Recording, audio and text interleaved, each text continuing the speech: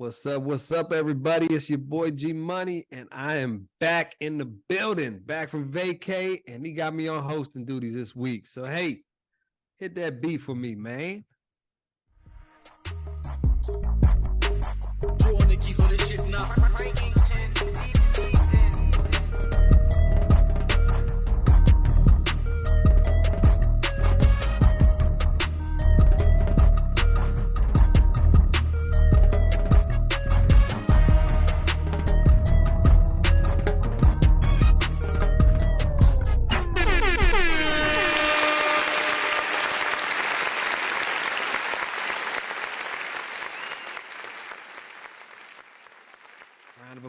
Round of applause. Yes. Welcome back. It is the Man Cave Sports Podcast, and we got another special episode for y'all.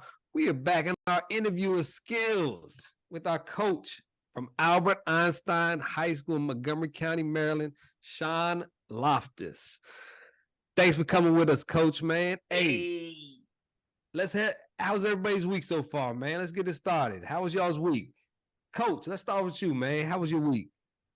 Week's gonna be better after tomorrow. We've been grinding through preseason, so ready to sleep in a little bit, get the scrimmages going, but it's been awesome. So is there more prep before season or during the season, would you say? For preseason, a lot before. I mean, I have every minute mapped out from last Wednesday to Saturday at 12:30. And then, once season hits, just game planning. Game plan. So it's always busy. Hey, you come more prepared than my fellow co-host sometimes, I'll say. Oh, right. Let's get it started. Hey, how was my guys' weeks, man? Hey, Wild Card Ma, how was your week? Hey, my week was going good until you is this what we doing when we drive the bus? We just go on a suicide mission or something? What is this? Hey, I missed y'all, man. I've been out of town for a while. Oh, is that what it is? You miss us. That's what it is. It's all love. My week was good, G Money, man. It wasn't as quite as yours. You know, you was on vacation and all that, but the good thing is out here where I'm at in Kansas City, my kids are back in school, so that is fantastic. Oh my gosh, you know, joke has been eating up everything. So thank you. My week is going great. I get peace and quiet during the day, so it's been lovely. That's what's up. Mike T, how you been? Hey man, listen, I've been good, man. A good week. You're back. I'm glad you're back. This is great. I mean, we're all back in the saddle. Pause. We all doing great things together. We missed you, man. We just couldn't wait to get you back. Like last week, it was so bad. Like the show was bad because you weren't here. And it's like, man, we need money back. All right, so I won't take no shots at Mike. We're Mike's in the clear. Jay, how was your week, man? Hey, man, bro. It was crazy, but man, it's actually exciting because I got a fellow Einstein alumni coach on the show, so I'm feeling good, feeling great, and I'm excited for this interview, man. So I can't wait to go ahead and get into it, man. All is well. So what you saying? You wasn't excited for our coaches' interviews? Nah, I love Coach Nonstop and Coach Osho, but better. Hey, man, but I got Einstein on here too, man. So back to back, so it's great, man. I enjoy it. Both coaches. Hey, well, let's hop into this. First off, we want to welcome you, Coach, man. We really appreciate you out here for the Man Cave Sports Podcast. And we always love what our coaches do out here. For any coaches that's interested, make sure you hit us on Twitter at any one of our names on Twitter, 613 Faye Productions at Gmail, whatever you want. Find us. We're all everywhere. We want to interview you, coaches, because y'all helping youth in the world, man. Y'all making this good for these kids. And hey, I'm a believer. Sports is the language of the world. Everything you need in life pretty much comes from sports, being on a team, and it makes a difference through everybody's life. You can tell who those athletes were, who was coached right, and who maybe needed some better coaching, possibly. You know, Coach, where did you go to high school? Yeah, so I actually went to Einstein, man. I grew up right in Kensington, Wheaton area. Went to Einstein, so yeah. I mean, I'm from the area. It's awesome. Hey, so that led me up. So that made it even more sweeter to get that coaching gig at your old alma mater. Yeah, it was awesome. I mean, I went off to college, went to like Central Pennsylvania for college, came back, got a teaching job coming right out, was an assistant coach for a couple of years, and then, got the head job. So it's special to me. I mean, it's a lot of hours, so it's got to be special to you. I've been in the coaching seat, and you do not get paid as many hours as you work. That is a fact, no doubt about it. But hey, we're gonna be jumping around, asking questions each of us. Follow up question. Did you what was your position as well? Yeah, so I played quarterback in high school. I got recruited as a quarterback, and then in college they switched me over to receiver. Okay, nice. Okay. Had to Let's jump on Wild Card Mar, man. So coach, you said they switched you over to wide receiver. Hey man, I mean, be as honest as you can. Did you really like that decision, or was that something that what kind of made you go along with making that transition? To be honest, I just wanted to get on the field. We had a really good quarterback in front of me who was just better. And our coaches said, you can either be a backup or we can switch you to receiver and you can probably get some time there and play special teams. And I just want to get on the field. So I was happy to switch. I got you. Now, which one is more enjoyable? Wide receiver, quarterback? Oh, I love playing quarterback. I play scout team quarterback for our team right now. So, it's a fun time. I love playing quarterback. But I mean, again, like receiver got me on the field. So I love it for that. But if I could have played, if I was a little bit better, then I would have loved to stay there. But you went Ryan Tannehill in reverse, man. Yeah, exactly. But I mean, again, PT was more important than playing a position and being a backup. True. I dig that. Hey, that's what coaches like to hear too. That's for sure, right? Yeah, I mean, just doing whatever. It's a fun time, but after college, body hurts a little bit. I could imagine. Jae Jones. So I have a two-part question, Coach. I know last year you guys didn't finish this, you guys didn't end up with the record that you guys probably would have liked to have. But is there anything that you learned last year that you can apply to this season? And what can we expect from the Albert Einstein Titans this year? Yeah, I mean, we definitely did not reach what we see as our standard last year. I think we could sit here and make a lot of excuses for it, but coaching staff just didn't do a good enough job getting them prepared. Sadly, we had some injuries. We lost our starting quarterback. First play of the first game with a broken hand. We lost our top receiver with a broken collarbone. First drive of the first game. So we had some injuries, but is what it is, right? I'm not going to have a pity party over it. Biggest thing was just learning to adapt and getting young guys ready. We're really fortunate that we have 9 starters on both sides of the ball coming back. So it was just learning how to coach some of these younger guys for the future. Not that like last season was a waste or anything, but understanding that they're going to take their licks and how to keep them positive and built in and use that as motivation in the off season. This season, our expectation is to win the division. We got moved into a different division this year. My first 2 years as the head coach, we were 6-3 and winning playoff games, and took a step back last year. So our goal is to use last year as just great motivation, understanding a lot of what went wrong. We made some changes to our offensive scheme, our defensive scheme, just to put guys in better positions. And so we're chasing to win a division. I'm looking forward to it. Mike T, what you got for Coach? Coach, I just wanted to know what got you into coaching? Like, what made you start coaching? I mean, obviously you love football, but what made you want to just say, you know what, I want to coach? And this is a two-part question. This is a follow-up question. What made you want to come back and coach for Einstein?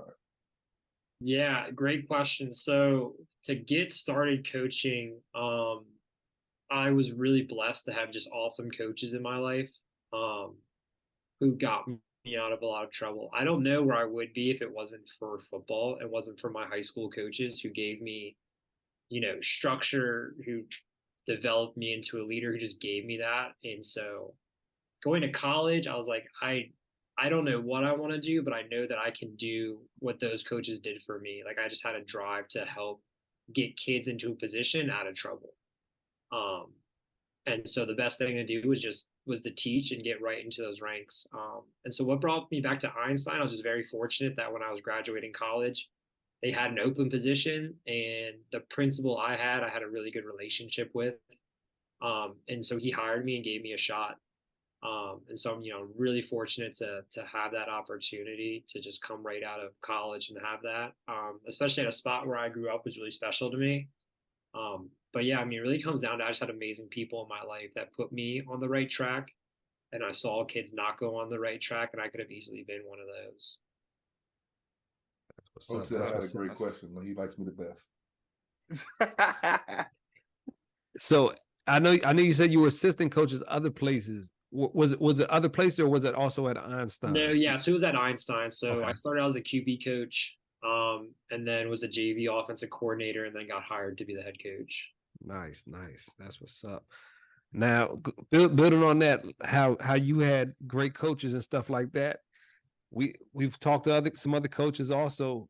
What have been some of the not difficult players? You don't have to name nobody or nothing, or go into super details, but what have been some of those times where you had to be that coach that you looked up to for these younger kids type things?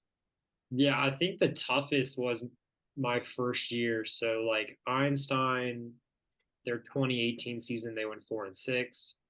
Last game of the season, they had a huge brawl with Rockville. And so some of the top players weren't coming back. They were getting in trouble in school. And so when I got hired, it was just like immediately trying to create relationships with these kids and get them to buy back into the program, and earn their trust back. I think like when all that goes down, kids don't trust the adult that was saying that they're going to take care of them. And it was just working to earn their trust back. And it was difficult. I mean, we had a lot of really tough kids. I mean, we had a kid I had to call child services because mom kicked him out of the house. And he, sleeps at a bus stop. And so just getting those kids to trust you and to buy back into it. They all graduated high school. Some of them are off at college. Some of them are just working now. But, I think without football, and without the staff that is around them, they probably are not graduating. Now, follow up on that. How great is it? And hopefully they come back to see you every once in a while, show up at games and stuff like that. How does that feel to check in on those kids? Yeah, it's awesome. I mean, that's why I love coaching. My biggest thing is seeing these kids who have gone off or have graduated and they're not doing something. I love we have some really great kids that are playing at Frostburg right now. We have two brothers that got full rides. They're playing at Frostburg right now. And so all camp, every night they're sending me clips, right, of their stuff. So, I mean, that's what I love to see is just them like using football as a tool to get out of here, get out of like rough spots and go do something with themselves. Like that's way more important to me than like winning football games. Like winning football games is super fun. Like, don't get me wrong. I love winning football games, but winning is when these kids graduate and they're going to go do something. That's what's up. Awesome. Hey, Frostburg alumni right here. Let's go, They're crushing it baby. now. I mean, they have a good shot to win to win their league this year. They really think so. Mike T, superstar question man over there. Hey man, listen, I got another great one for you, Coach. So you said you're the new division, and Maryland has changed a lot with the sports in recent years. So what division are you in now? And could you explain to us how that works? Yeah, so we're in this new like 4A, 3A classification. So there used to be 4A, so just 1, 2, 3, 4, and it's just based off of school size. So we were in what's called 4A North. So they would take all the 4A schools and they'd put us like you're the northern of the 4A schools or the western or whatever it is. So we were in that 4A North. When COVID hit, they wanted to create more divisions to like alleviate travel during COVID. So they built another 2 divisions between 4A, 3A, and then 3A and 2A.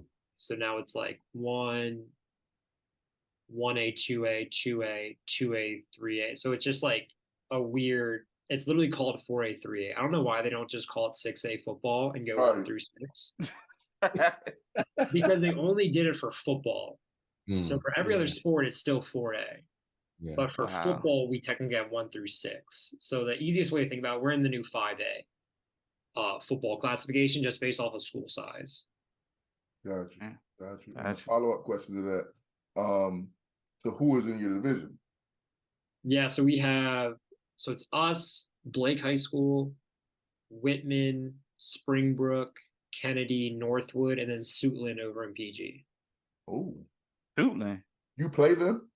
We won't play them this year, but we could see them in playoffs. Got So you. they're in our playoff division. Got you. Wow.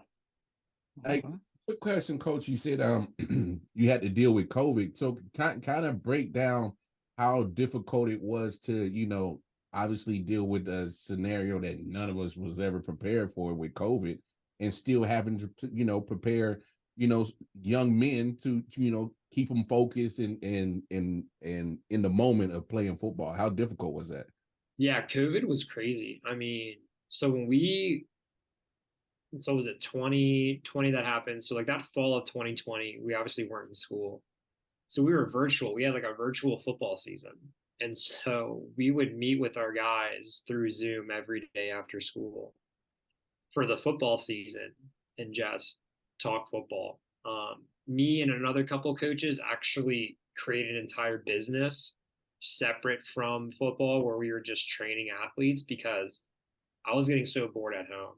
So we ended up training like field hockey teams, soccer teams, football guys that like parents would let them go out, and like we would just sit on a field for 5 hours in the afternoon and just say whoever comes, we're gonna work out, we're gonna run, we're gonna train.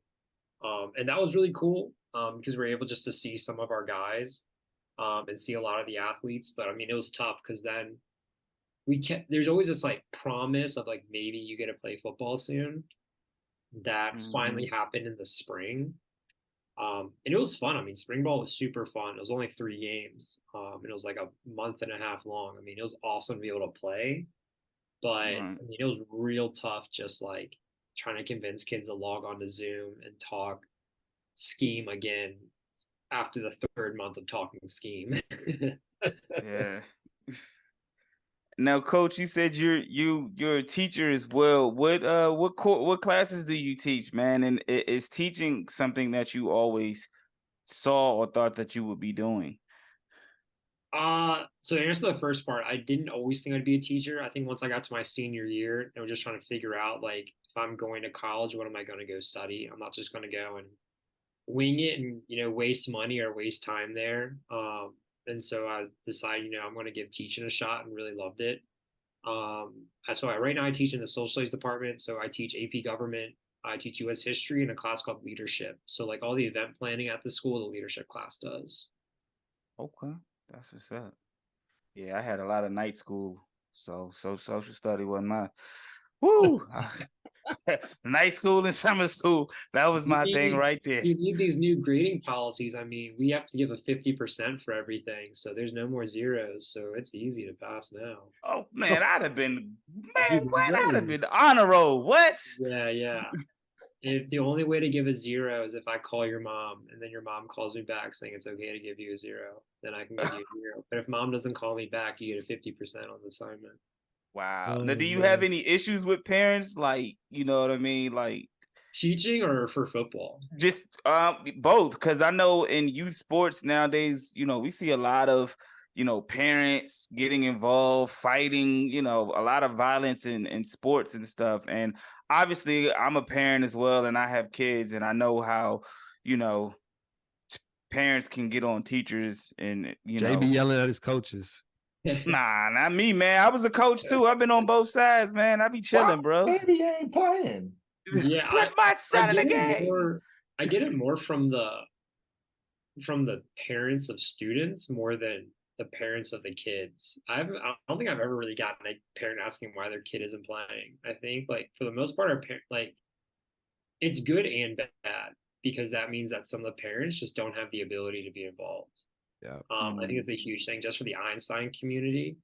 Got a lot of parents who just can't invest the time into it, which is one side of it. And I think parents, we try to create pretty good relationships so they understand what's going on. Now on the teaching side, there's crazy parents everywhere that think their kid does no wrong. But you also get it like on the flip side, you get parents that I'll email home like, hey, just a heads up, here's what your kid did in class. And they're like, that makes sense. Yeah, he's an idiot. I'll talk to him. Mm-hmm. So I've had positive and negative. Football wise, I've been really fortunate just to have some really good parents for team moms and for kind of team families. But I haven't had a lot of like, why isn't my kid playing? It's because Johnny doesn't show up. That's why Johnny. Yeah. Johnny is some ass. That's why he on the bench. That's definitely good. Yeah, I was in a similar situation when I was coaching as well. And it's just like these parents are just happy the kid is there and they don't really care about anything else. Well, they care about it, but like you said, it's tough. It's tough for them because they got jobs too, and they got to make sure their kids hopefully get fed. Yeah, the biggest thing with parents is they just want to know like what time practice ends. Like, so we use like a virtual calendar that all the parents have access to, so they know, because they'll be like, all right, I just want to make sure because so and so got home at this time. It's like, nope, he should have been home probably 2 hours before that. We were out at this time. That's really the biggest thing that parents want to know right now is just like, is little Johnny, chasing tail around after school, or is he coming home after school, or does he have practice? Like, those are the biggest ones. Hey, speaking Justin was chasing tail. But go ahead, Mark. As I say, speaking of chasing tail, that was kind of my downfall to my football career. I could have made it big, but I decided to be Rick Charles. So let me ask you this, Coach. What is kind of like the biggest, I guess, tools that you kind of use to keep, your players engaged and interested so that they're not out chasing tail after, practice and things like that? I think the biggest thing is just creating camaraderie among the team, right? And understanding that there's a goal that we're all working towards and how like bad decisions can take the whole team down on that, but also at the same time, like meeting them with empathy on things, right? Like everyone here probably chased tail after school. And so it's like, being able to say, hey, I get it, but also here's a solution. Here's what we should be doing. So it's not just like, I don't know, some coaches crack down on everything and I understand it, but if you really want your players to listen and play for you, you got to show them both sides. Like I get into my kids pretty hard, but I also tell them I love them and I give them a hug and I give them rides home and they know the flip side of it. So they listen when it's time to come down. That's dope. That's what's up. Well, That's what's up, unfortunately, Coach, I wasn't chasing tail and my football dreams ended because I went to Blair. So here's a fun question for you because like I'm going to be a mannequin soon. How many uniform combinations do you all have? And what are they?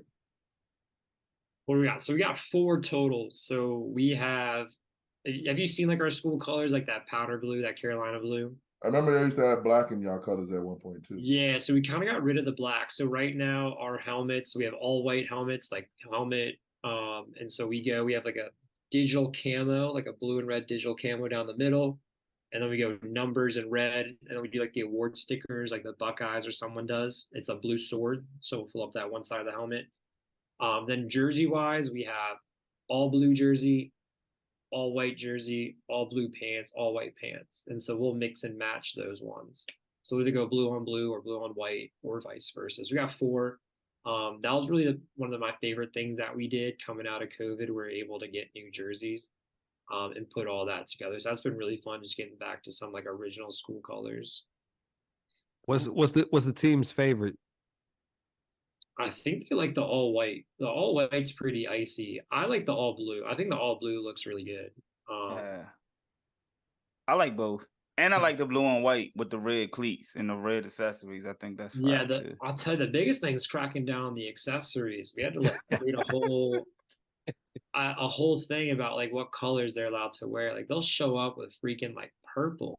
I'm like, guys, I don't mind the red cleats or the blue cleats or like if it matches. Stop showing up with purple or like yellow. Like, stop. Yeah. Now, Be loud. I understand that. I understand it. Now with the you know, like you said, the accessories, and they want to have the purple and yellow. Is that because of there's mandates that you can't rock certain colors or something like that, Coach? No, it's more of just a team thing. I like us to look as much of a unit as possible while allowing them to have some fun within it. So we kind of set like, you can wear whatever if you have Einstein colors. So it's either black, white, red, or blue. If you stay within those, you're good to go. You can look however you want, dress however you want, but just stay within the colors. Because when people start wearing wacky colors, it just throws off the team part of it. Tell 'em, Coach, Yeah. looks ridiculous also. Yeah. I saw some guys. The only ones I don't crack down the mouthpieces. That's the new thing. They get these like shiny pacifier mouthpieces that they want to have fun with, but like you don't really see it, so I don't mind. But yeah, as long as they stay like, again, like I'm 28 years old. I don't play football anymore. I don't care what they look like. If they feel good in what they're wearing, great. Just stay within the colors. Yeah, I seen some of the visors, like they even had like red visors. I was like, damn. It's practice visors. You can't wear them in the game. Oh, You just wear okay. them in practice, and then they take them off right before the game starts. Got you. They I wear was like, yeah. The biggest thing now is they wear like completely blacked out ones. I yeah. was joking around with our guys the other day, and I put on his helmet. I'm like, oh, these are like big sunglasses. This is why you do it. Because it's summertime and it's a bright sun. You're just wearing sunglasses like I'm wearing sunglasses. I got it. Got you. Okay. Now, All Coach, right. I got a question because I feel like back in, everybody always says back in our day type thing, players used to be Back in different. I G's feel days. like I feel Nah, like back in joking. everybody's days, you know, it was different for everybody.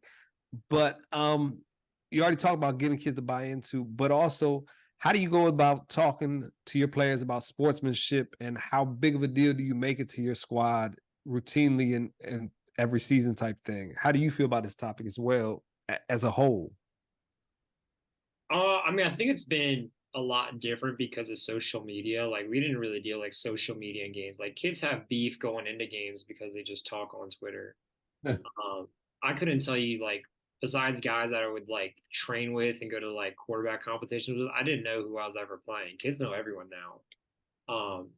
But I mean, I stress it, like it just, all it does is get them in trouble. Right. So like our big thing is, look, what if kids are going to celebrate? Football is an energetic sport. So like I expect you to celebrate if you make a touchdown. Get to the sideline, celebrate with your team. Right? Like don't do anything that would put your team in jeopardy. Because if you get 2 of those personal fouls, you're out the next week and the rest of that game. So it's just really important, just in terms of like, you know, growing up into a man, right? Like there's a point where you just can't do that man to man. And so you got to be able to like just take care of your business, and whatever you did, and just keep rocking. So we stress it a lot just because I think we got to worry about ourselves and not worry about everything else. Like when you start talking and getting into all that game, you're not focused on yourself. And, you know, I think our biggest problem is we can beat ourselves all the time, you know, just by doing all that. And that's just not the standard we want to set. True. And speaking of players, Coach, I'm gonna throw 4 names out there for you, man. I just want you to tell me about them on the field and off the field. Eric Smith Jr., Richard Jazane Denny, Julian White, and Antonio Lopez. Yeah, so Eric, I think Eric's going to be a breakout player. I love Eric. He started for us as a sophomore 2 years ago. You know, just a really, really awesome kid. Had some academic issues last year. You know, sometimes these young men, like, they make decisions, and he was ineligible last year.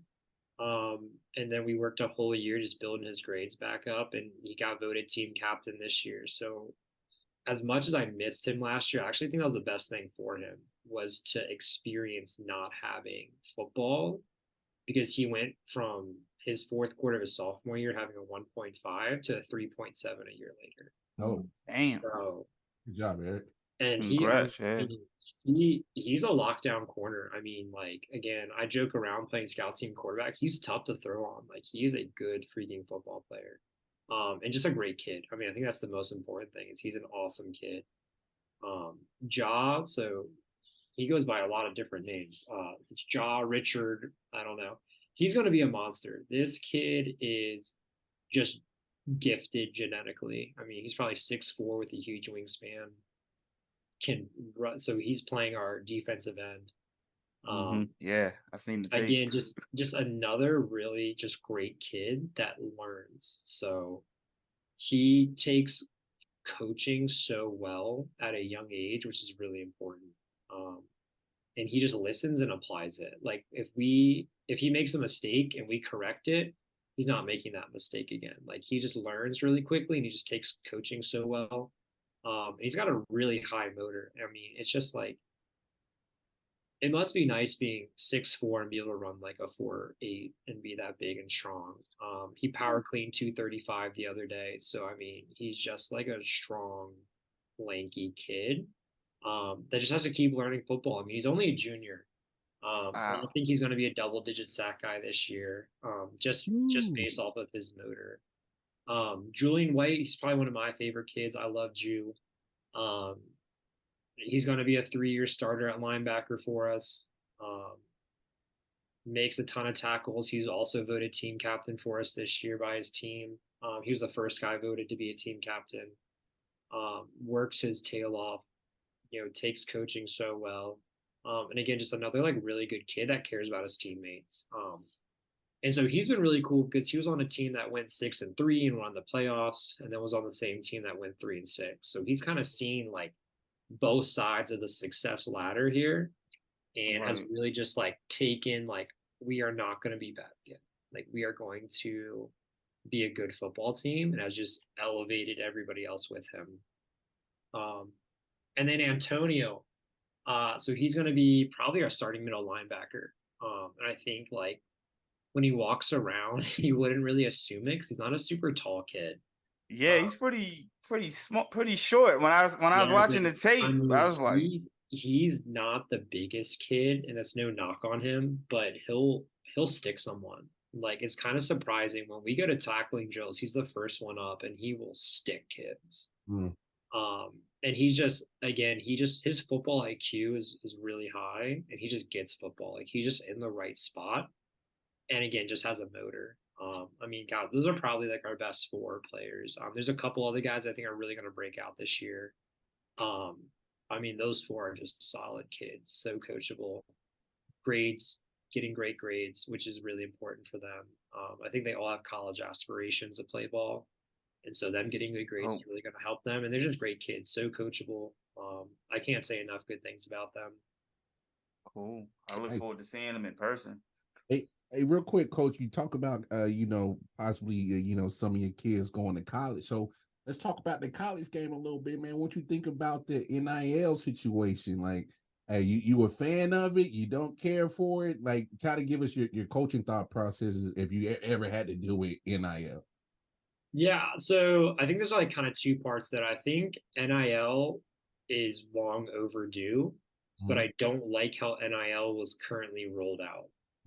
Right? So like NIL's name, image, likeness. And right now it's like a pay for play by universities who can raise the most money. In my opinion, right? Like you just see these collectives, and it's not Bryce Young being on a Dr. Pepper commercial. It's Alabama boosters paying players as much as possible. So I think that they rolled it out without any guidelines because there's a lot of pressure, rightly so, because of how much money these players are bringing into their universities, that like they should get compensated and they should be able to sign an autograph and get money for it. But on the flip side of that, like the collectives that are there now, kids are just in this transfer portal era that is, I think the transfer portal is worse than NIL. Really? Most kids in the portal are not going laterally. It's something like 90% of kids that go to the portal go down a division. And now kids are going in and they're just trying to play this money game with these collectives, which is why I just wish NIL was, I'm going to go do a KFC commercial. I'm going to go do a Chevy commercial. I'm going to go, like, that's what it should be, where I'm going to sign autographs and make money, not let me go in the portal and see which collective is going to send me the most money, and I'm going to go play there. That's just my thoughts on it. Like, I think NIL, again, is long overdue. I mean, these players bring in an insane amount of money to these programs. Like, they should be able to sign an autograph and make money. Yeah. Facts. I agree, Coach, and I do agree with what you said about NIL needs to be better structured. They just rolled it out and said, "Hey, go get your money." Yeah, and it was no structure to it. It was like, I think they kind of did that on purpose so they could fail, so they could say, "See, we told you." But moving on, Coach, I got a question for you. So you're in the DCA or something like that? DCC. The DCC? Yeah. Okay, the DCC. Talk to me about the DCC and tell me if you guys have any rivals in the DCC. Yeah, so we're in this like consortium, which is weird. Like, typically, if you go to an elementary school, you go to the next middle school, and then that middle school, you know what high school you're going to. So with our consortium, like, kids can choose between us, Kennedy, Wheaton, Northwood, Blair. Like, my neighbors went to Blair. Kids down the street went to Wheaton. So it's cool because kids get school choice, but at the same time, as like a coach, it's hard because when I go talk to like middle schoolers about playing football at Einstein, I got to go to like 8 different middle schools and recruit kids, as opposed to like, all right, here's the 3 feeder middle schools. Here's where I'm going to go and start talking to kids. Like, I have to go recruit middle schoolers so they don't go to Blair. And so I would say our biggest rival is probably Blair, just because we've been like, they've been really good the last couple of years. We beat them twice my first year, and they've gotten us the last 2 years. So that's probably our biggest rival, but it's a good thing because, like, when's the last time Einstein and Blair been good at football? Right. Yeah, So it's it's been a like a while. really fun competitive thing because, like, we're actually building programs. Like, Sam's awesome. Sam's an awesome guy and a great coach, and he's doing really good things at Blair. And so I want Blair to be really good. I want to beat Blair, but I want Blair to be really good, just like I want every DCC school to be really good, because like that just makes for quality football games.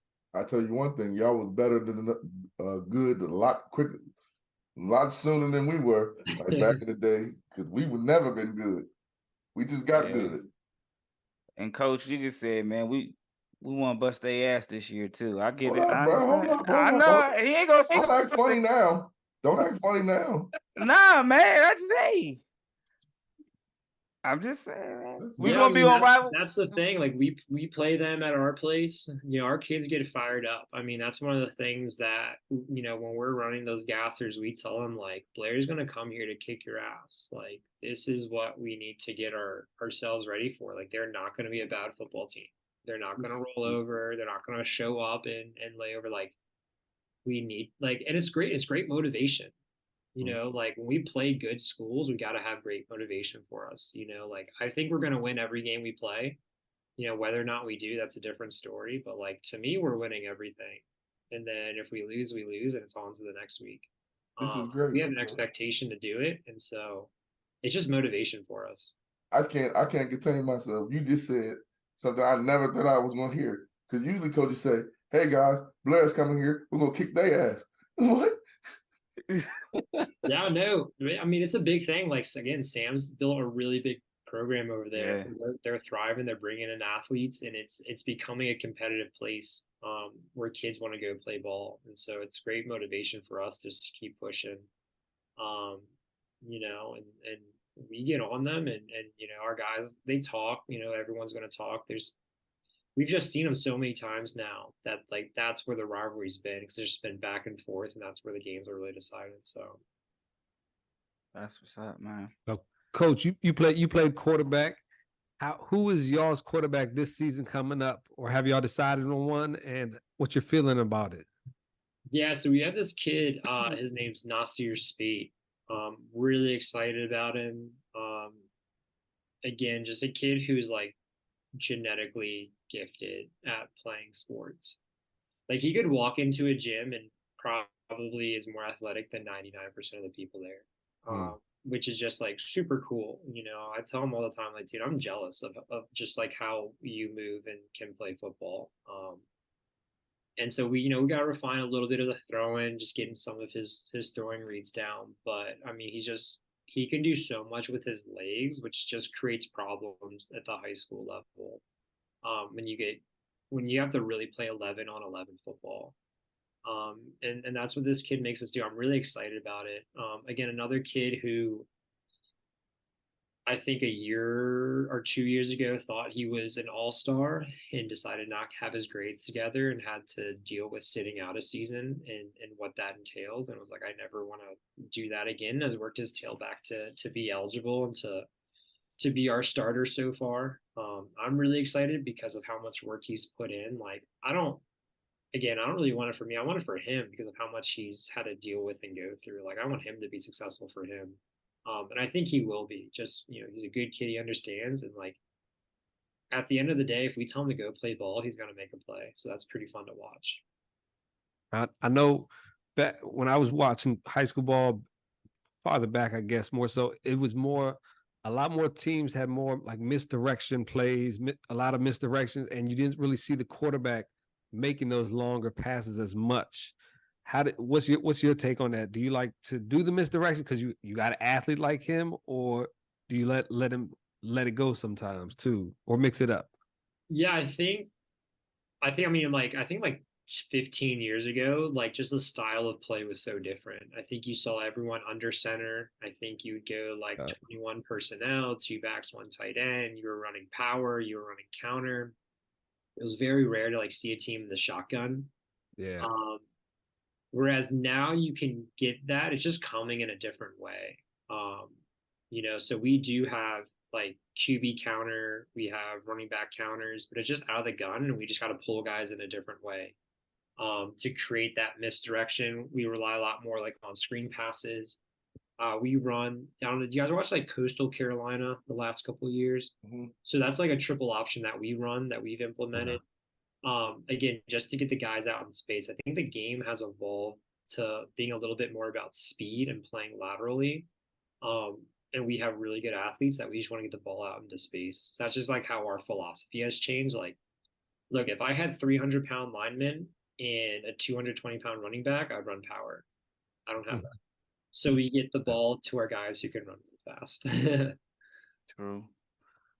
Now, Coach, let me ask you this, man.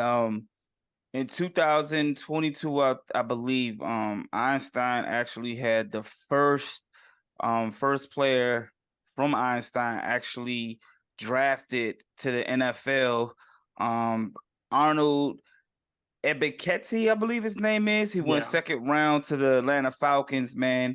How motivating is that for you as a coach and your kids to have somebody from your school, from Einstein, to actually go to Penn State and then hear their name called at the NFL level? Yeah, I think it's kind of crazy. You know, I think like whenever you see people drafted, you're like, oh, like that guy can't have gone to my school. And so it's like I've seen a kid that went to your school, walked around the same hallways, you know, sat in the same classes as these kids now. I think it's just a huge like motivator. I think sometimes in certain areas it's like, oh, this could never happen to me. Like I will never get these shots. And again, like maybe no other kid from Einstein goes to the NFL, but there's going to be kids that have college opportunities and so it's just an ability to say like every kid everywhere has a shot, right? And for us, we're just super proud. You know, he was a great guy. When he was going through that pre-draft process, he would stop by the weight room and talk to the kids. So it was really cool. Like the kids got to know him and just see like what he's been through and what he's done. And it just gives it like just that little motivation for some of those guys who are like, you know, I think right now we talked about transfer portal with college, but you see so many high school kids transferring around schools, and you know we have so many really good private schools around us. Kids are constantly like, "Oh, if I want to go to D1 or I want to go to the NFL, I need to go to St. Francis." Right. Like no, like we had a kid that sits in the same science class as you that's playing for the Falcons right now. That's pretty cool to be able to say, just to like help us as kind of like a recruiting thing. Yeah. Just to keep some of our guys at home, just because they have that opportunity too. That's what's up. I ain't gonna lie, I was surprised when I heard it too. I was like, he played high school ball where? Yeah, So I mean, I was it's cool because like he came by. I mean, he's such a good athlete. But even like just the measurables, like that kid Ja was talking about is like the same size as him. And so Ja's like, yo, like I can play football like at the next level. It's like, yeah, you can. If you just like hammer down like he did, like you have the same measurables, but you just need to get that same mentality he had. got you. Is it? Do you see kids? Hopefully not, but is it harder to make them put in that work that we know these pro athletes actually do, and those people that want to go farther put in that work in the off season when the practice is over, going those extra reps after practice in the weight room, wherever type thing. How is it for the kids? I mean, I think that the kids who are gonna do it are gonna do it, right? Like you always know, like no matter what generation it is, those kids who like have that I'm gonna win mentality. And we're blessed that we have a good amount of those guys on our team right there that we don't have to beg to be at practices. We don't have to worry about them at all. Like they're gonna do stuff till they get it right. But I think on every team, like no matter what, you're gonna have the kids that aren't there every single rep, putting in every single time. And that's just how it is. You kind of have to manage that aspect of it. It hasn't been hard for us. We try to really just make it as fun as possible, and just create that community amongst them. Out of season, I actually force a lot of my guys to play other sports. I don't like them just being football players. So a lot of our guys play basketball, they run track, they do lacrosse. So I try to get them doing stuff pretty much year round just to be in a sport, to be like an accountability. Like lifting's important, but in high school, like athletes are going to win games. Like go continue to be an athlete year round. Now, let me ask you this, Coach. You said you want your players playing other sports. Is that just like what are your reasons for that? Is there you want them to stay out of trouble, stay busy, stay in shape? So what are kind of your reasons for that? I think all of that. I think like if they're always in a season, it provides a really good structure for them. I also think that there's things that you can learn in other sports that help you be a better football player that you maybe can't learn in football. Mm-hmm. And so you learn that playing other sports. You maybe like learn how like to be a better defender playing basketball. And then now you can go play corner and play man because you've just been playing man defense and basketball all off season. Mm-hmm. So I think there's a lot of like translatable skills that go along with that. Like I beg all the basketball players to come play because I think not in like a mean way, but I don't think basketball teaches kids how to be tough and take contact. It's just not something taught in basketball. But I can teach them that in football. And then you get some of these big guys who aren't afraid to throw their weight around on the basketball court. But you don't like basketball isn't a great place to teach that because that's just not promoted as much. But if you get like a physical basketball player down low, it's like, oh man, like this guy's different. So we try to like help kids. I'm like, you don't have to love football, but I can help you be a better basketball player. Right. I just think things translate. Again, like athletes need to stay out of trouble, gives them structure, and also like other coaches might be able to reach them in different ways. Like we have a really awesome basketball coach that does a lot of really good for these kids that teaches them some really great skills that I just can't teach them. So I like them learning from a lot of different people as well. I like that mindset, Coach. One more quick question. What kind of coach you would say that you not kind of copycat, but kind of take a little bit of this and that and kind of mold into your own coaching style? What are some of the coaches out there that you kind of watching and be like, hey, I kind of like what he's doing. Let me kind of adapt that. So there's probably not a lot of like NFL coaches or college coaches that do that for. A lot of just high school coaches. The biggest one, I'm going to give a shout out to my high school coach. His name was Jermaine Howell. He's currently our AD. And he's one of those guys that just did so much for me that I learned a lot from in terms of coaching. There's another, my quarterback coach growing up. He was at DeMatha, Gilman, and St. Francis. His name's Coach Basha. He did a lot of things that, just really helped mold me. So I like to take a lot from both of them in terms of like, they were really tough, like tough guys to play for. But as soon as practice was over, they knew that, you knew that they loved you, and, they would do whatever they needed to make sure you were good. But, they would chew your ass out for 2 hours. And, I think that's something that's like important. Like, I don't think you can chew kids out without the opposite side of that. Right. Like, if you're just constantly like going off on young kids, and then practice ends and you turn around and get your car and you go home, I think that's the wrong way to approach it. I think you can only do, the getting after kids if you have that established relationship first, because they understand where it's coming from, right? Like, if you don't do that, they just think like, this person hates us, like, why is he here? Thanks. And I try to make practice fun. Like, I run around with the kids, I do conditioning with them. I'll talk trash to them, not in like a mean way, but like, I just want to get them going. And so like, that's something I've kind of adopted on my own. Just trying to do as much as I can with them, just to like get them to understand that this is a community thing. It's not just about you or even me. I mean, it's not anything about me.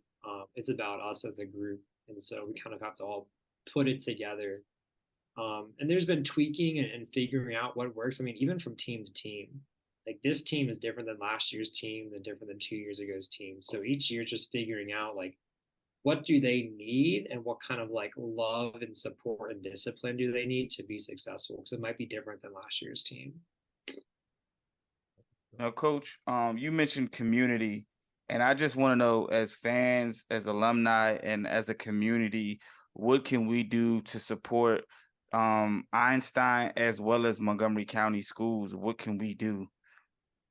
For Einstein, I think the biggest thing is just like, showing. I think sporting events are such a huge thing for kids to see alumni at. I think it means a lot to them when they see people that came to like, hey, like, I wore your number 10 years ago. I wore your number 30 years ago. Like, I'm here to support you. Again, like, a lot of these kids come from situations where that is like, what do you mean? Like, you're supporting me? You don't even know me. They don't see that a lot. So, and that kind of stinks, and that's tough.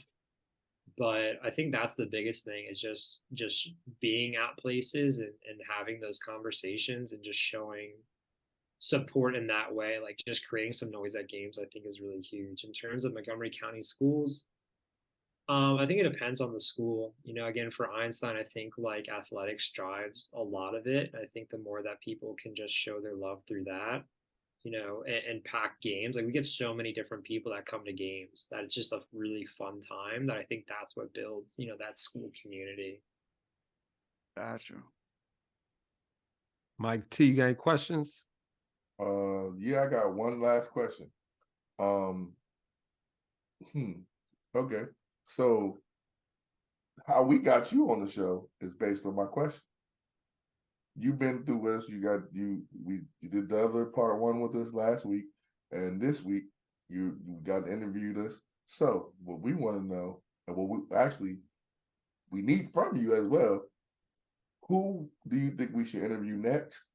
And whoever you pick, you got to help us get them. Yeah, gotcha. I would nominate our boys basketball coach, Justin Taylor. I mean, he's just a phenomenal guy that, again, puts in massive hours for these group of young men and does whatever he can to make them successful. I think he's a really cool guy. He's a Magruder guy, grew up in the area, is now coaching he won a state championship with Magruder, actually, and is now at Einstein coaching. We're super fortunate to get another young guy that's just there putting in massive hours. I don't know how his wife doesn't hate him. My girlfriend actively hates football season. I feel like that's everybody's significant other during that sports season. Yeah. She hates it. So I was like, "Are you ready for football?" She's like, "No, this is the worst time of year." Yeah, Justin Taylor's who I would say. I'll get into contact with him. He's a great guy. But I'll definitely promote him to you. I love what you guys do, and I love what he does.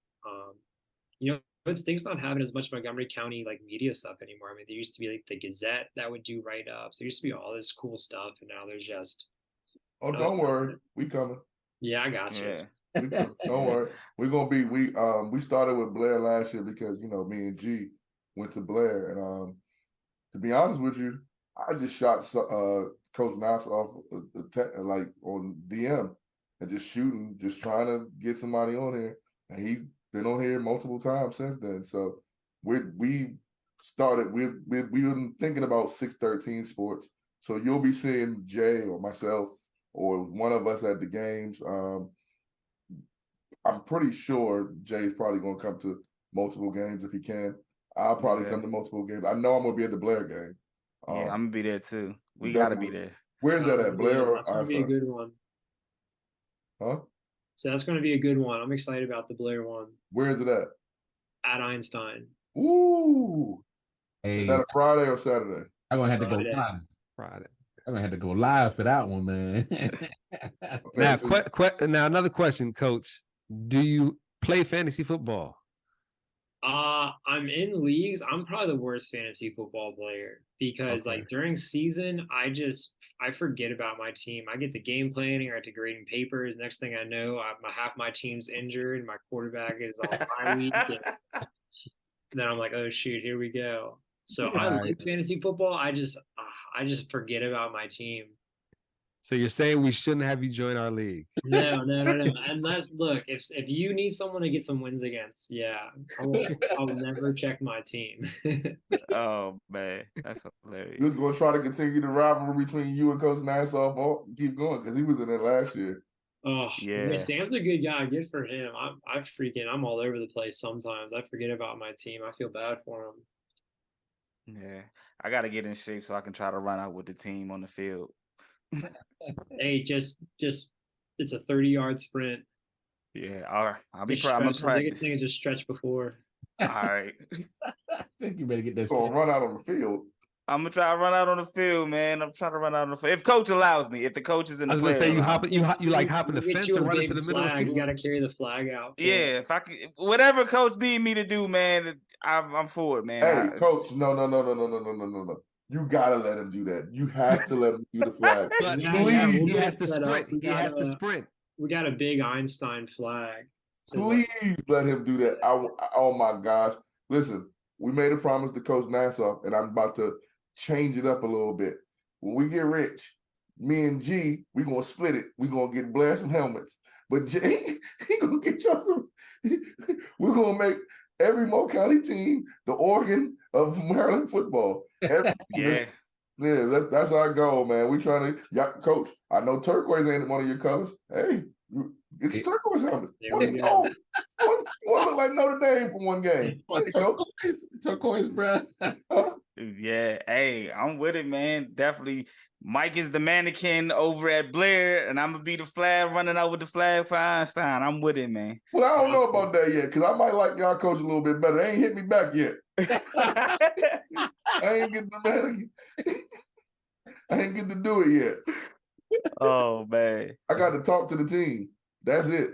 Which is cool. It's great. I got to, because I played it. It's dope. But I'm trying to be the mannequin, man. Trying to rock the jerseys, dog. You trying to rock the The jersey? whole uniform. I want to get every combination so I can show them. Because that's what Coach Urso said he's going to do. I'm going to dress up in all the combinations. And yeah, man. Hey, but Coach Urso said you got to put on the pads too, dog. I don't care. I'm going to do it. That's what I'm going to do. That's what I want to do. I want to do like when the teams, they get new uniforms and they show all the uniform colors and they like, I'm going to do that. I'm going to do that. Hey, Coach, we really appreciate you coming on the show with us here, man. And we definitely want to give your team a shout out, Albert Einstein football team, Montgomery County. Good luck this season, definitely, and wish you the best of luck as well, Coach, man. Any words of advice for your football team before you head out of here? Man, just don't suck this year. I think besides that, we'll be all right. Hell yeah. Hey, Jay, any advice for your team too? And where you find you? Hey, man, I'm happy. I'm excited, man. I'm excited because I really hadn't been following Einstein football in a while, man. And Mike kind of inspired me when he went back and followed Blair. So I'm excited to hear all the great things that's going on with Einstein and the football team. So I look forward to following the journey of these young men and as well as other sports. So I'm looking forward to it. Let's tighten up. Until then, Jae Jones on all social media platforms, man. Twitter, Facebook, IG, TikTok. Again, Twitter Spaces, me and Mar on Saturday between 11:30ish. And the Man Cave Sports Group on Facebook, man. Holla at me.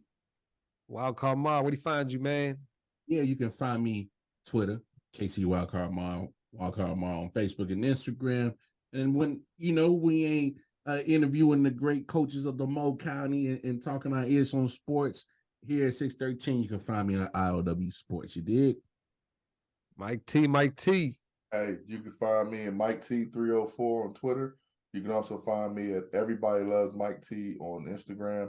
Michael Turner on Facebook. You can find me on all the 613 stuff. We respond.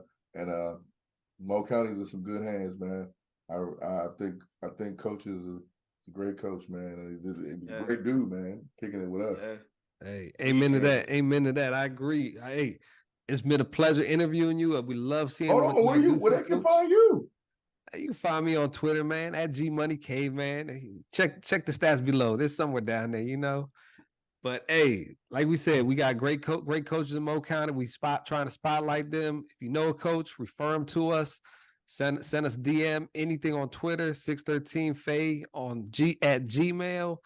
And hey, keep doing what y'all doing for these kids, man. And it makes a difference, not just for sports, but throughout the life. Like Coach said, it had a big effect on him. Yes, indeed. Hey, shut the door on him, Jay. Hey, man, y'all know what we do. Till next week, we out. Holla. Peace.